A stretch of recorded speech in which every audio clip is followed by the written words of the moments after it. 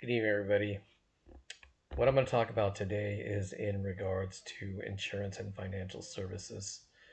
And I own my own agency, and I'm going to give you a little bit of inside knowledge just in case you want it. But the first thing I'm going to talk about over here when I'm breaking it down is the current insurance market in California.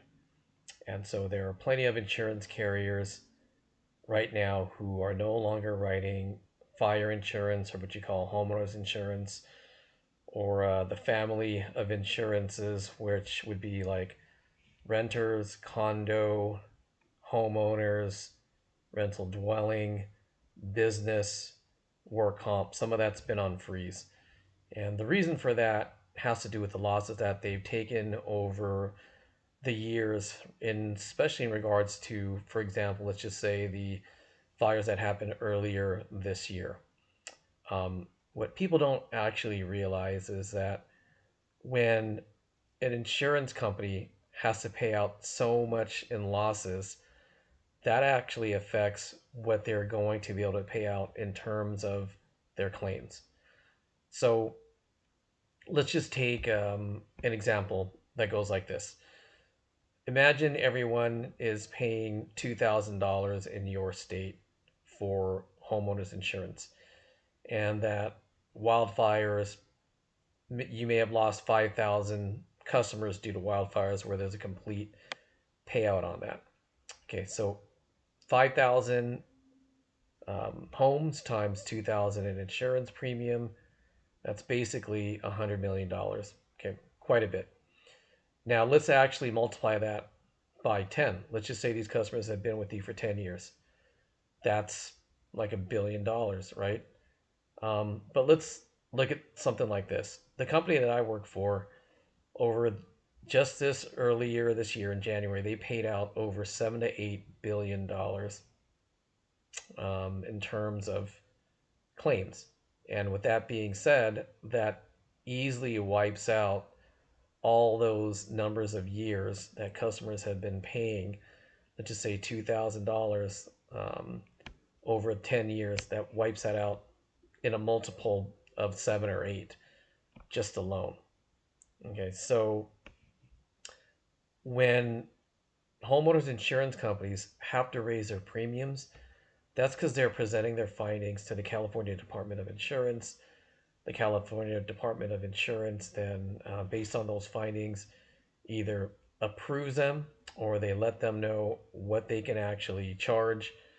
And the insurance companies then institute that into the period that they can on the renewal. So if it's going to be instituted next year, then whenever your policy renews, as long as it's after the date that they're going to institute the change, then that's when it'll affect your policy. And it's even more so if you're in a riskier area. So it's unfortunately something that everyone needs to pay for, but some people actually don't know how it works. Now, there are certain things you can do in terms of your homeowner's insurance, in which you can lessen the premium, and some of those things are, changing coverages. And what I mean by that is maybe looking at the coverages and seeing if they're appropriate for what you need today. Okay, so let's say one of the coverages on homeowners policies is going to be like the dwelling, which is basically the rebuild of the structure. A second one would be liability coverage. So liability meaning like if someone came to your house, they had a slip or fall accident, or you had a dog that bit them, that's liability. You also have loss of use. So God forbid your home burnt down, that's what loss of use is for. And then you have personal property coverage. So those are things like your beds, your pots and pans, your TVs, your refrigerator, your appliances, everything that goes into a home, except high ticket items such as like jewelry or Rolex watches or fine art, as that needs to go to a personal articles policy because those things tend to appreciate in nature as opposed to depreciate. All right, so let's just look at those just for coverages. Once again, um, dwelling, liability, personal property, loss of use. All right, so let's say now you're evaluating your premium, and you want to go ahead and bring that premium down. One of the most basic things you could do, let's say you have liability coverage of 300,000. Well, maybe before you had a lot of people coming over your house, and now you don't actually have a lot of people coming over your house. Well, maybe you don't need $300,000 in liability coverage now because maybe it's just you and your son, you and your daughter, or maybe no one comes over. So you could technically ask your insurance company to give you the pricing if you were to lower that to maybe like $100,000. One of the things you can also do is maybe look at your personal property coverage. Maybe your personal property coverage is 75% of your dwelling coverage. So let me give you an example of that. Let's say your dwelling coverage was $1 million. Okay, that's your rebuild coverage. And let's say, for example, your homeowner's insurance company covered you for 75% of your dwelling for your personal property. So 75% of $1 million is 750,000. You can go room by room, but you probably do not have $750,000 of things that need to be replaced. So maybe you can bring that coverage down.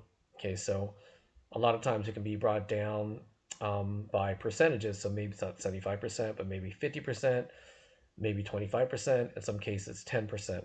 Okay, so that should help you there as well. The other thing you can do over here is if you think you're overinsured on your dwelling, and let's say you don't owe a mortgage. Okay, so here's what I mean by that. Let's say the house that you live in is worth $2 million. They have you covered for $1 million in terms of structure, but you don't think it's going to cost $1 million to rebuild your home, or you don't have a mortgage on it. So technically, if your house got burned down, the insurance company would pay you out, and you do not have to rebuild your house, on that lot of land. You would you could take the money, you could do whatever you want with it. You could sell the land if you want, but they'll pay you out because they need to pay you out because that's what you were insured for. Maybe you want to rebuild a smaller structure now because you're not living with a big family anymore. It's just you guys are empty nesters. Or maybe you want to take the money that you have. You think it's going to take a number of years to rebuild where you live, and you just want to move out somewhere else.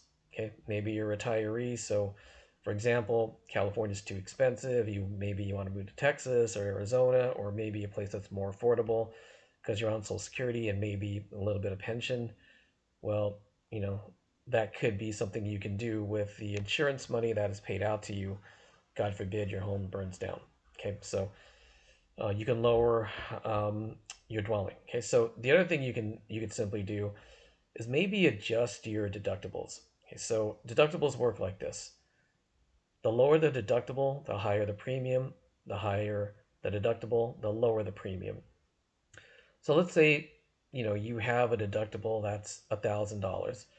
So on your house, like if you had an event that's claimable, like let's say you had a kitchen fire, for example, it just started sparking up, and now your kitchen burned down. You have $15,000 worth of damage.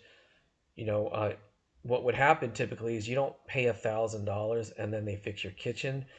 If it costs $15,000 to fix your kitchen, then insurance would cut you 15,000 minus 1,000 and give you a $14,000 check to repair it all. All right, that's what they would do over here. Now, for some people, they wouldn't file a claim if the damages were $1,000. All right, they would just take care of that themselves. So maybe you want to raise your deductible now, and maybe you would say to yourself, well, I wouldn't file a claim unless I had an event, a claimable event that's $3,000 or more. Otherwise, I'd pay out of my own pocket. If that is the case, then where you would not even file a claim at, 2,000 bucks, $1,000, then why you in $1,000 deductible? You should probably raise your deductible. That will lower your homeowner's insurance premium. One of the other things that you can do is contact your homeowner's insurance company, and if they're not aware that you actually have a burglar alarm, then let them know that you do have one and see if that'll get you a discount. But those few things together, right there, could save you, quite a bit of money. The other thing you can do too is if your homeowner's insurance and your auto insurance aren't bundled, you might want to reconsider getting a quote to align up your homeowners and your auto so that you get what's called a multi-line discount. So a discount on different lines of insurance. So not only will your homeowner's insurance get a discount, but also your auto because you have two different lines of insurance that the insurance company is willing to discount you if you have both. All right. Another thing you could do over here, and this is more indirect, is if you can actually get um, rewards. Okay, so rewards payments in terms of like, let's say you're paying your insurance, and instead of paying right out of your bank account, you pay with a credit card. Why would you do that? Because a credit card, you can accumulate rewards, and more often than not, those rewards could be actually cashed in. Of course, see your rewards card for details on that, but I have a few rewards cards and I can cash them in for actual money, which I can put into my account and see those details with your bank, of course, in your card. Now, that's indirect. But imagine now if you had rewards that, let's just say they paid you 5% back, all right, and you've spent all this money on insurance. That's extra money that you can get paid just for doing something you already do, which is paying your bill. It's indirect, but it's still a method to actually help you counteract those rising premiums when it comes to homeowners insurance and insurance in general. At the same time, too, what it does is, in a way, if you're having a tough time, it buys you extra time because we know how it works, right? Like, let's say a bill is due on the 15th of the month and you're having a hard time scrambling for money. If you put that on your rewards card, it's technically paid on that date on the 15th through your rewards card, so it's on time. And then later on, when your bill comes in, you would pay your bill. Okay, as long as you pay your bill all the way through where you have nothing left over, then there is no interest that can accumulate. Therefore, in essence, you bought yourself some time without putting yourself into a predicament, and you used your credit as a tool to help you out. And that's just another tip as well. Okay, and then maybe something you can do as well is, for the money that you do have in the bank, see if there's a way you can get more interest. A lot of times, folks have their accounts at your normal typical bank that people know of, and I won't name them, but you know who they are. Your typical U.S. bank that's out there, United States bank that's out there. A lot of times, those banks don't really pay a huge interest on their savings account. It could be typically 0.01%. So on 100,000, that's like $10. If you were to let that money sit maybe in a higher interest bearing savings account, like a high yield savings, or maybe a CD, maybe you're getting now instead of 0.01%, look at the current rates. They could be 3.5, they could be 4%. But go talk to your bank because let's just say you got 4% on 1 year of the money sitting there on 100,000. 4% on 100,000 is 4,000 versus 0.01% of 100,000 is $10. What's better to you? The money just sat there too, right? You basically did nothing. So that's another tip as well on how to kind of combat indirectly the rising cost of things like insurance. Now, let's go into the auto side. Now, on the auto side in insurance, right, those prices have also gone up.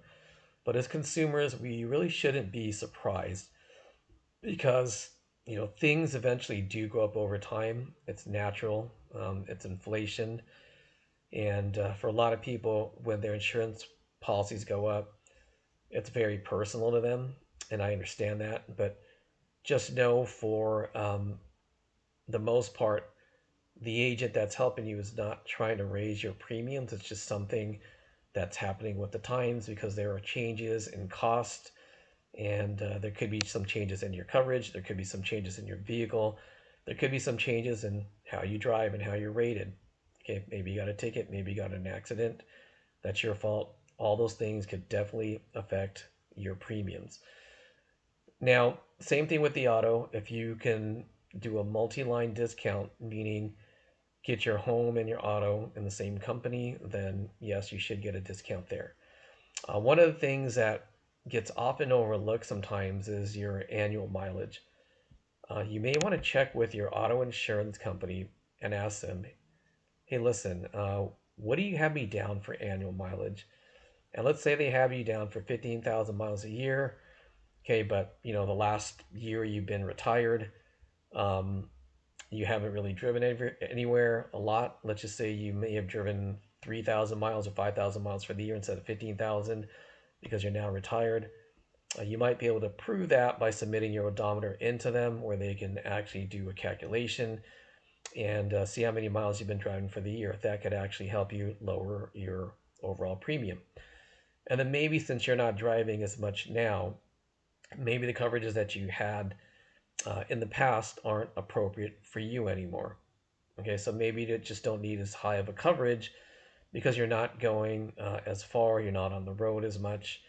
And so now it could be appropriate for you to maybe consider a lower premium. Of course, talk that through with your insurance company. If you have an agent, talk to them about that and just run some scenarios. Just as well with auto insurance, you can actually take a look at things like your deductible to see if that actually, changes your premium. But for the most part, it will. The higher the deductible, the lower the premium. Okay, so maybe you're a safe driver where you have not got into an accident that's your fault ever, or you haven't gotten to one in years. So if you're paying like a $500 deductible, maybe you can ask them, hey, what does $1,000 collision deductible do for me in terms of a premium difference versus a $500 deductible? And then what you would do is you would calculate that difference out or get that difference from them. And if you're paying a monthly payment, right, maybe take that monthly payment difference. Like let's say it's, for easy math, let's say it's a $50 difference now that you're paying less because you've increased your deductible, and now the difference in deductible is $500. Well, if you drive 5 months, or I'm sorry, 10 months without getting into an accident, and you save, $50 a month, that's 500 right there. As long as you don't get into an at-fault accident, um, then within 10 months, if you get into an accident after that, like on the 11th month, 12th month, next year, year after that, or you never get into an accident, you're basically ahead. So these are little things over here that, unless you're aware, unless you're an insurance expert, or unless you've actually have talked to your agent, right, you may never know because insurance may not be your language, and it may not be your expertise per se. Because sometimes, it's what you don't know in insurance, which actually costs you money. All right, because number one, if you don't know what to ask, or if you don't know what you're looking at, and you don't have an understanding, then you know you're not really going to know.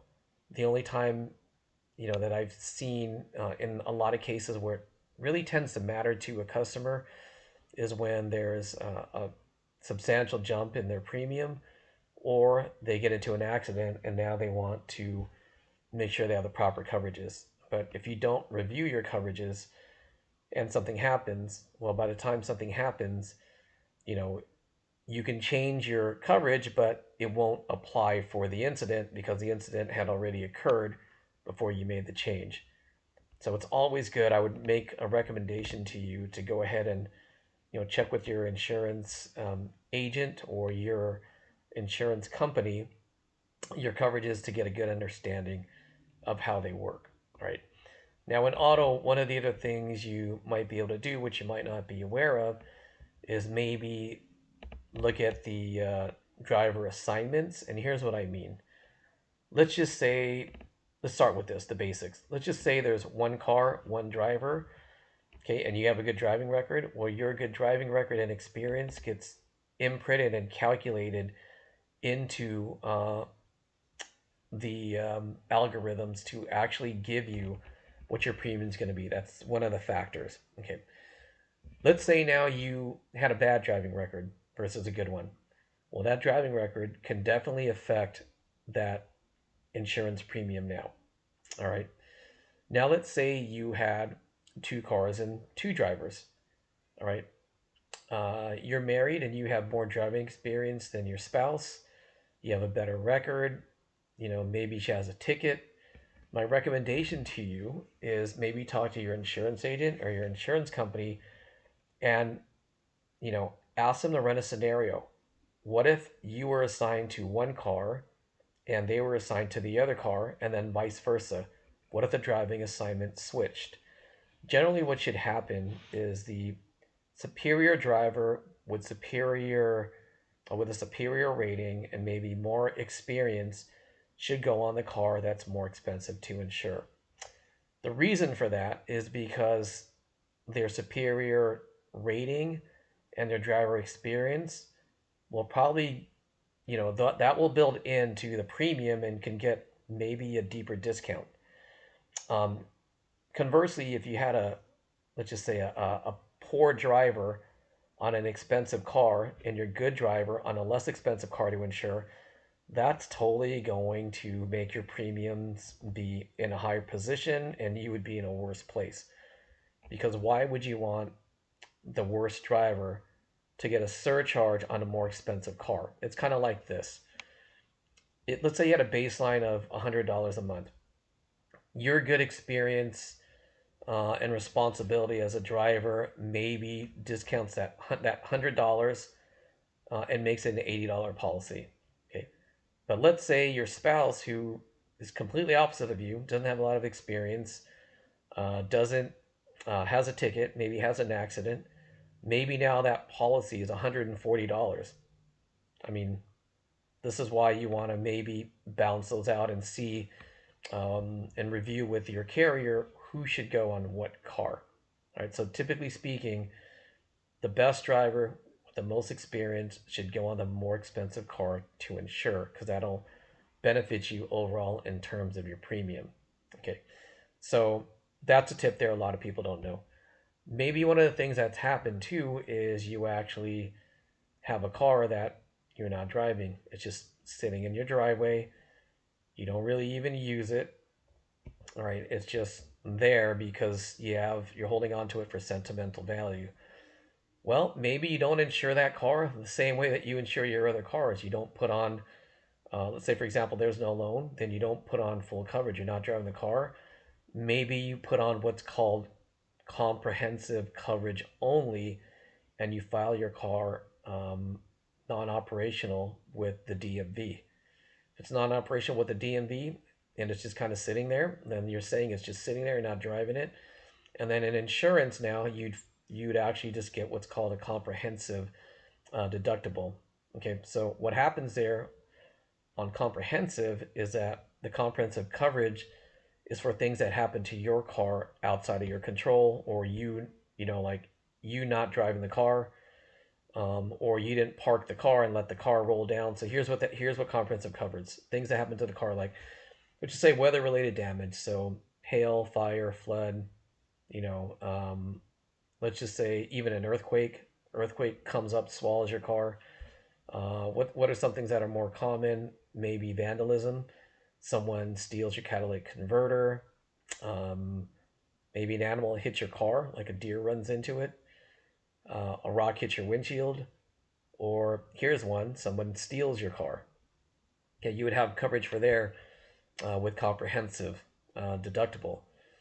And for a lot of companies, right, you can file those claims there, and it really shouldn't affect your premium because it's not an indication of you and your driving. But double check that with your insurance carrier and make sure that's the case. For some companies out there, that is the case, and that's a good thing for you, because what'll happen is, let's say, for example, right, that's just an example over here. These dollar amounts don't pertain to you. You need to go talk to your insurance agent and see what dollar amounts pertain to your coverages, right? So let's say, for example, you had normal insurance coverage, you had full coverage, and it was costing you now, let's just say, $100 a month. Maybe by that, found that car is non-operational because you're not using it. You're saving on, once again, on the registration, but now, right, your insurance policy in terms of that singular coverage, now instead of $100 a month, maybe it's $10 a month. You just save yourself $90. That $90 could go a long way for you, especially if you need those resources in these times. Or maybe it helps you get additional coverage on something you might have not even considered. Like maybe you need a life insurance policy. Well, you found your money right there just by saving yourself money on the car. Okay, but those are some ways too to actually bring down your cost on insurance.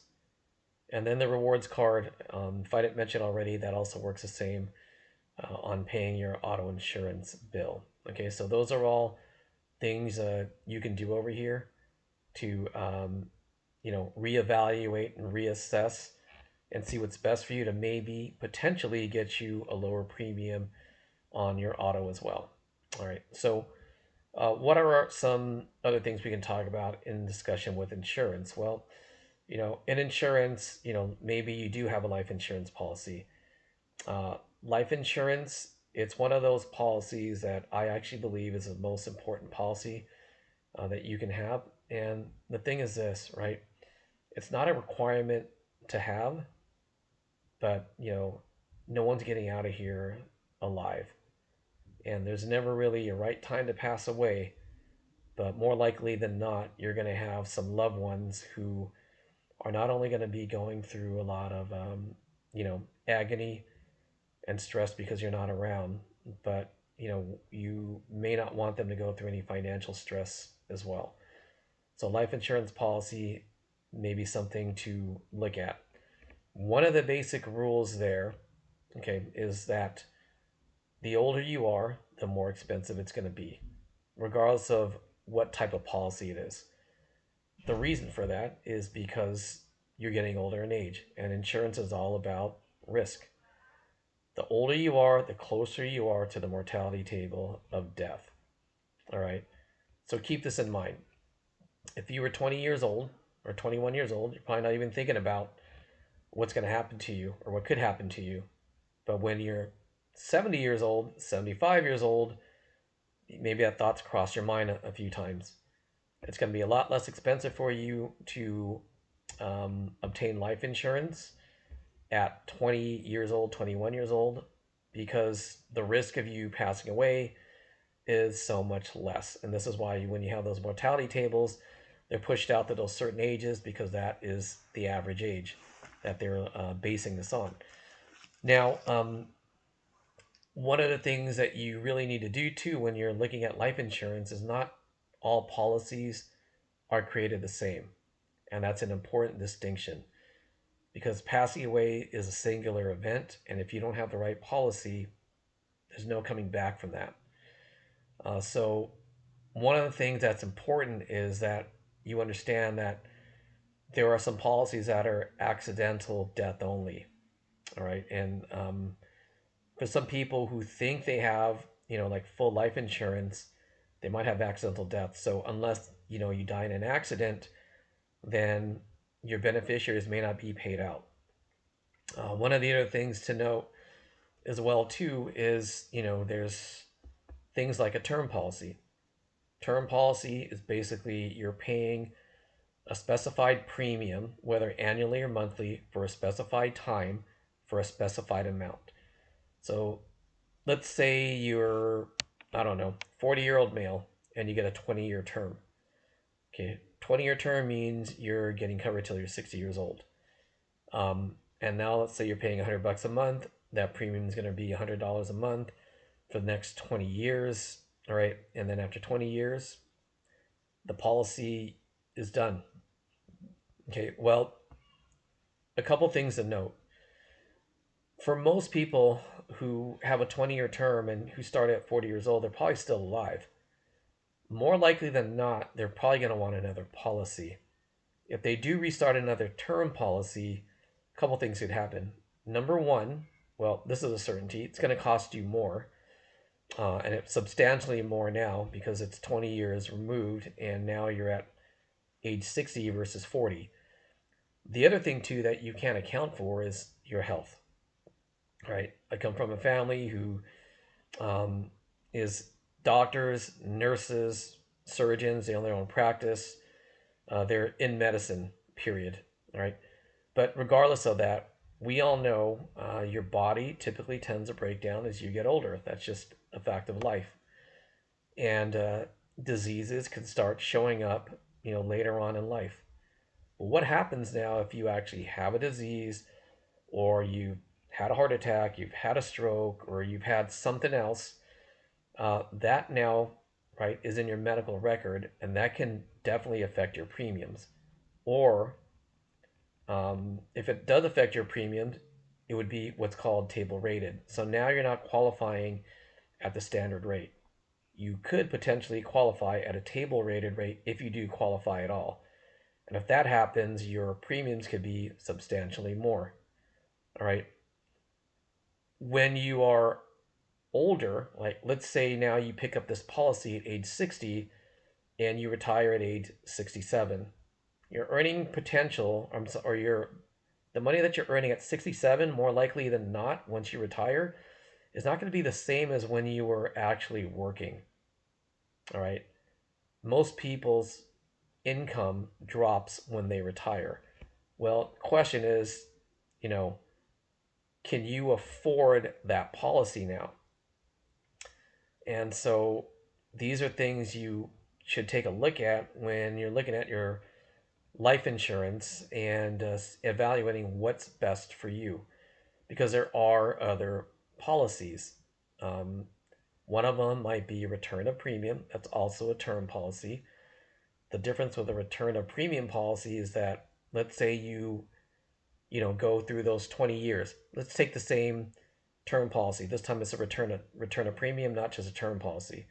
Okay. The return of premium policy, it is a term policy, but after 20 years, you get all your premium back. So it's like you haven't lost any money at all. Like it's sat under your mattress or sat on a non-interest bearing account, like a checking account, right? But had something happened to you, your beneficiaries would have been paid out a tax-free benefit. So that money was just kind of there, like just in case. And then now the money's coming back to you because you've survived. But one thing happens again. Maybe you still need a policy and now you have to requalify. All right, so that can happen. One of the things you might want to explore is a permanent policy. For those of you that own a home, there's a lot of similarities. A permanent policy is going to cost you more, okay, because you're paying for a guarantee, kind of like when you're renting versus owning a home. Typically, owning that house is going to cost you more, all right? And then when you're paying for a fixed rate mortgage, that's going to cost you more because you're guaranteed a fixed rate versus something that can adjust on you. Okay, in a permanent life policy, you're paying for the guarantees that the policy will be with you up until the time that you actually pass on. Let's just take one of the permanent policies because there is whole and there's universal. Let's just stick with whole life policy for now. Okay, whole life policy is one of those policies where the premium is constant and it never changes. But like a home, you're building what's called instead of equity, it's called cash value inside of your life insurance policy. That cash value, you can do whatever you want with it. So let's just say you now started this permanent policy or this whole life policy at age 40. All right, retirement age, let's just say you retire at 68. What do a lot of retirees like to do? They actually like to take a vacation. Well, guess what? You can take the money that's built up in your whole life policy, you can borrow from that, or you might have dividends in there that you can take out and use that for your vacation. So you've dipped into your policy over here. And of course, make sure if you do this policy, make sure you get the rules from your life insurance carrier, because there are policies where you don't actually have to pay yourself back. Right. So let's say at 68, you take $10,000, you bought a $250,000 life policy, right? Your cash value now, I don't know, let's just Make it easy. Let's say your cash value now is 200,000 bucks. Um, you take 10,000 out. What happens if you don't pay yourself back? Let's just say 5 years down the line, age 73, knock on wood, something happens to you. If you borrowed $5,000, maybe now your life insurance policy is at 275,000, like it grew to that amount.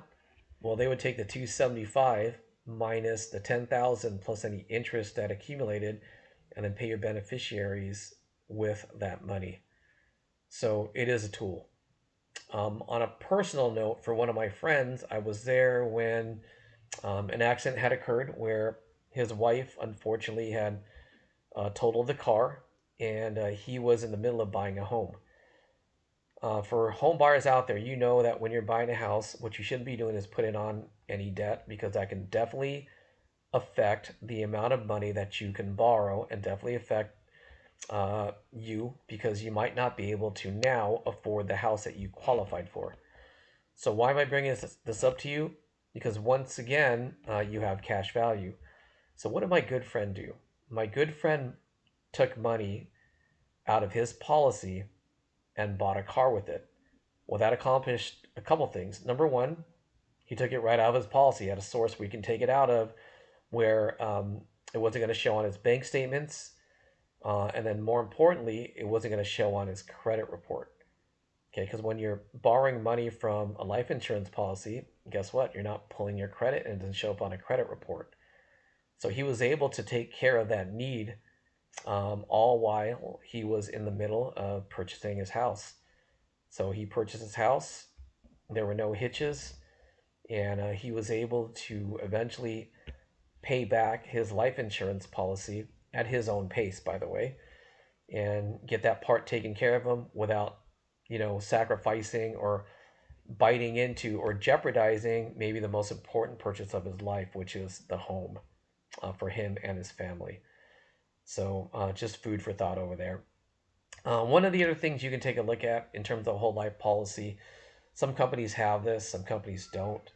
They're called limited pay life policies. So let's just take that whole life policy now, and it lasts for your entire life. Okay, the payment a lot of times for these whole life policies go through age 100. After age 100, if you are still alive, then maybe they're not charging you anymore for a policy. Um, and then really quick, if you, let's say the policy goes through age 121, what happens? Then they'll simply pay you out the cash value and the death benefit. Those should equate at those two. They should come at a crossroads at some period of time. All right, and they'll just pay you that out. They'll pay that out to you. So you haven't lost any money at all. In fact, you probably gained money. Now, though, what if you had something called a limited pay? Let's say you had a limited pay, which that policy would last you the entire life, your entire life. It's a whole life policy, limited pay, but the payment amount that you would be paying for premium is only 20 years. Well, here's what that does, okay? And this is why this could be a benefit for you. You're paying it while you're earning income during your earning years. All right, so you got it at 40, and then now you're 60, and now you don't have to pay your policy anymore because you paid 20 years in. Well, it's a limited pay, but the policy still continues and keeps accumulating money on the cash value side, and your policy in terms of death benefit still continues to grow even with no money in it. Now, that's really a really great opportunity for you, because guess what happens when you're retired? As we know, for most folks, the concerns are income, right? That's always on their mind. How much money are they going to be spending? How much is going to be left in the bank? How much can they save in case of something happens, right? Well, at this point, because your policy is paid at 60, you're not paying at, 68 when you retire, or 65, or whenever you decide to retire after 60. You don't have a life insurance payment. But what you do have is you have money in the policy in case you need it. This is why it might be a good time for you to actually, seek some consultation with a trusted life insurance expert or maybe your insurance company to see if they offer a product that's right for you. Okay, because there are other products as well. Once again, there was Universal Life. That right there is a permanent policy too, although it does need a little bit more care because a universal life policy, unlike a whole life policy, there's one extra feature in there in which in each year that you get older, okay, which we all do, the cost to insure you might actually is actually going to be more than the year prior. So let me explain that. Let's say, for example, you had $100,000 policy, and just for easy numbers, just for remember these aren't actual. I'm just using this as easy numbers. $100,000 policy, you're paying $100 a month. All right. So maybe out of that $100, $50 is going towards the insurance. The other $50 is going towards like building the cash value. Okay, but so the $50, it costs you $50. Okay, your cost is $50, but yeah, $50 that's growing the policy. Maybe the year after, the cost to insure you is no longer $50. You're still paying that $100 premium, but the cost to insure you now, could be $55. Well, the cost to insure you is $55, and now only $45 is going to, the investment side to increase your cash value. And every year you get older, right, that stacks on to where there are, if you don't, like watch out on those universal life policies, like what happened to my mom, she unfortunately retired. And then now, because her cash value went to zero, her company told her, your cash value is at zero. You're going to have to pay us. And I think the figure was somewhere between 2.5 to 3 times the amount of what she was regularly paying just to maintain her policy. Well, for her, how could she pay 2.5 times more if now her income was maybe half as much? So she actually had that dilemma. And, you know, we had to start her over here, but at least she got into a policy where she'd not have to worry about that. And, for my dad, he had a similar policy, and this is long before I was an insurance agent. And I'm just going to say this, like, had he not passed away, had he passed away 2 years later, that policy wouldn't have paid out because he would have went to zero cash value unless we would have pumped more money into the policy. For some folks, they don't have the necessarily means to do that, and so yeah, really just evaluate your life insurance and take a look and see what's best for you, because you just never know, when our last days are going to be here, right? But we do know that we may have people who care about us, and we want to make sure that we're taking care of them. It's a responsible thing to do, especially if you have a family. All right, so that's life insurance. Some of the other things you can take a look at in terms of insurance are, things like disability insurance. There's long term and there's short term.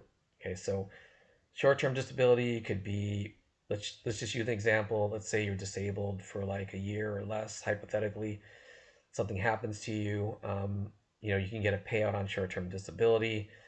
The payout's going to be less, but you know what?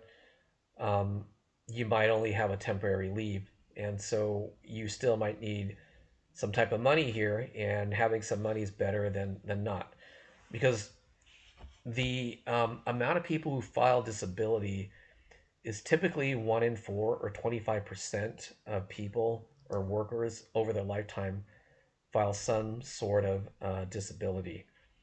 And the thing is this, if you don't have a paycheck and you're working, for a lot of people that are out there, they're dependent on a paycheck because maybe they don't have adequate savings, or maybe they're saving for something else and they can't dip into it, or maybe their money's locked up.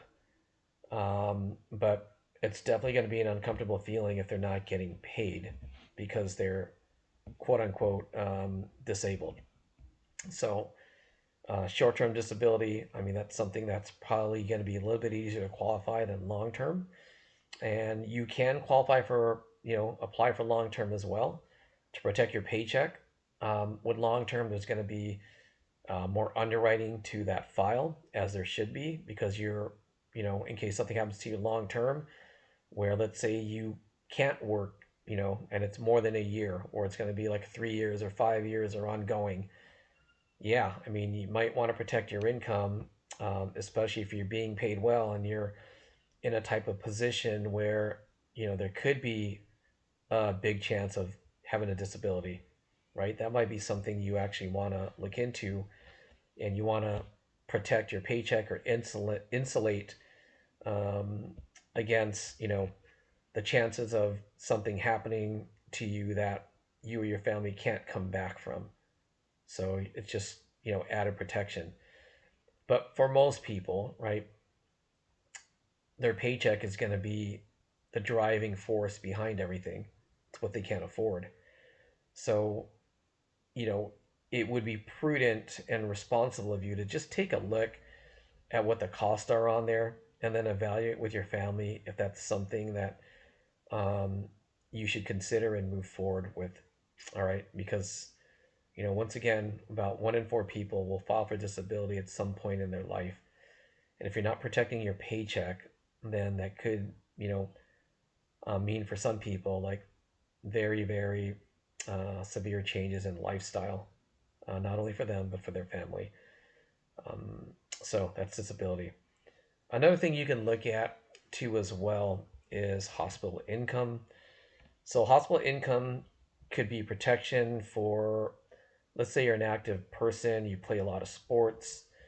Um, and if you're anything like me, I find myself, every year in either urgent care or in ER.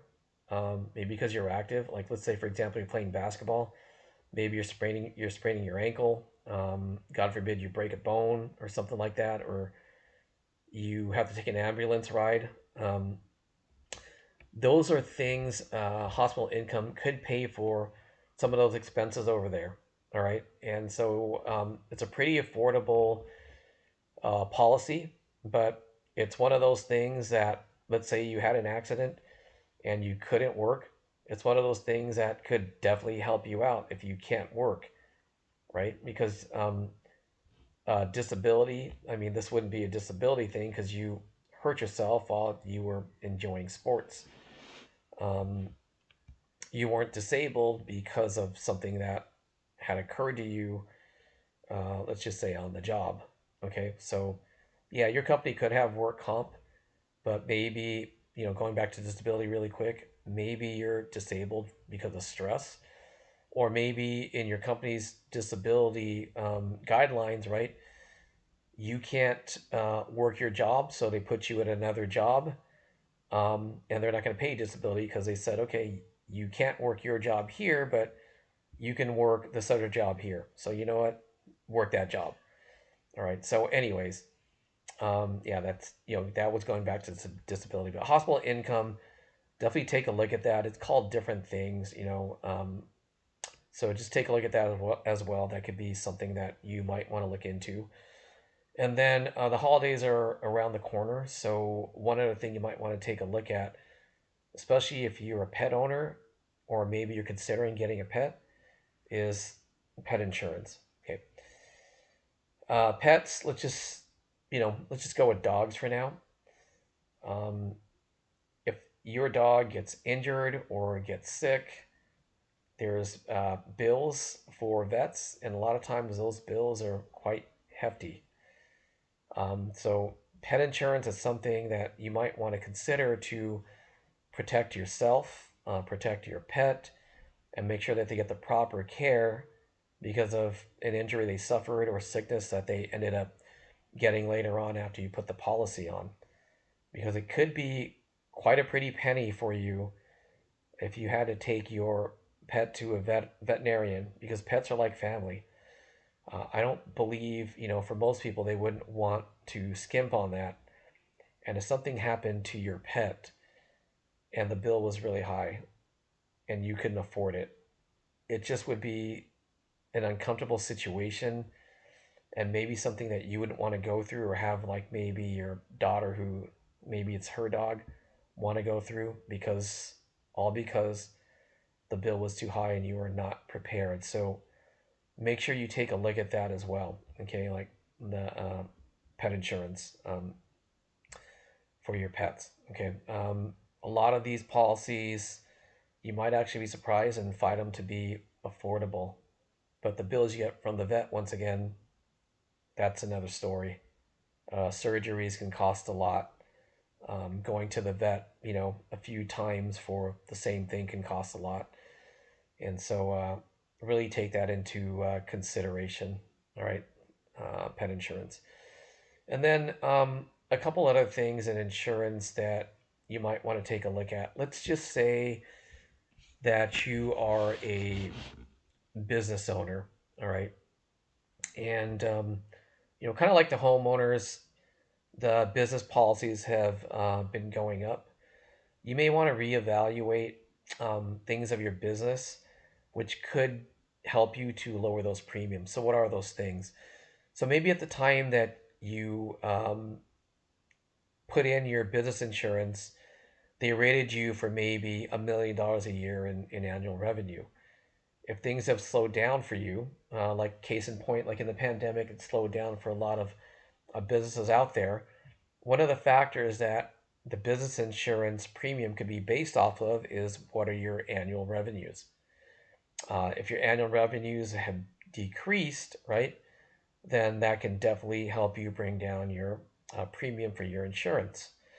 Once again, you want to make sure that you are, you know, being up forth and upfront and honest with that. Because let's say, for example, let's say I was renting out a space and I, sold ice cream. Okay, God forbid if I said I was making $1 million a year and my ice cream shop burnt down. Well, you know what? In those business policies, if you could not operate for 6 months, simple math, they take that, $1 million, didn't operate for 6 months, they'll give you 500,000, because that's part of, it should be part of your coverage, which is, loss of operations, loss of use. The other thing that could help you bring down your premium is maybe your equipment. Here's what I mean.